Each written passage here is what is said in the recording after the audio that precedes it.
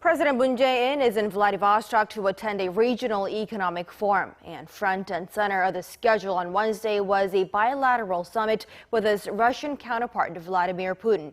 And naturally, the main topic was North Korea, and ways to deal with Pyongyang's provocations will also take the center stage when President Moon holds face-to-face talks with his Japanese counterpart, Shinzo Abe, in the coming hours. Our Moon Connyoung, traveling with the president, files this report. Vladivostok, this beautiful port city in Russia's Far East, sits the venue of the annual Eastern Economic Forum, now in its third year. But as South Korean leader Moon Jae-in makes his debut on the Russian stage, it's his bilateral summit on the sidelines of the regional forum that's gaining the spotlight, especially as his visit comes on the heels of a powerful nuclear test by North Korea over the weekend. First on the itinerary for the 4-month-old South Korean president, an exclusive one-on-one with Russian President Vladimir Putin.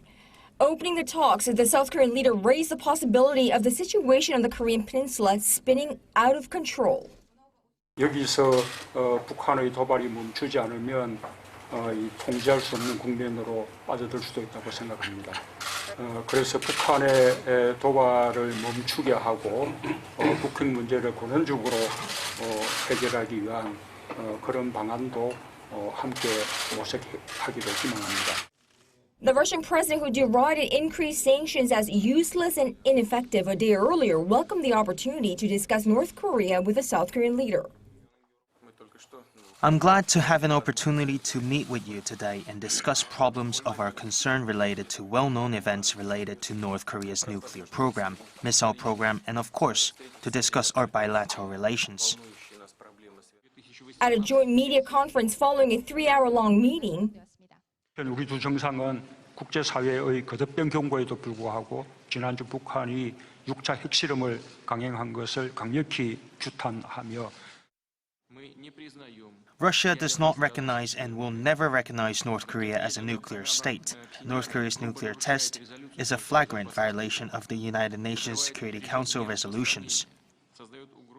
Although South Korean President Moon said his Russian counterpart expressed his full support for South Korea's efforts to, quote, tame North Korea, Mr. Putin said there is no sense of pushing North Korea into a corner as Pressure and sanctions alone cannot solve the situation on the Korean peninsula.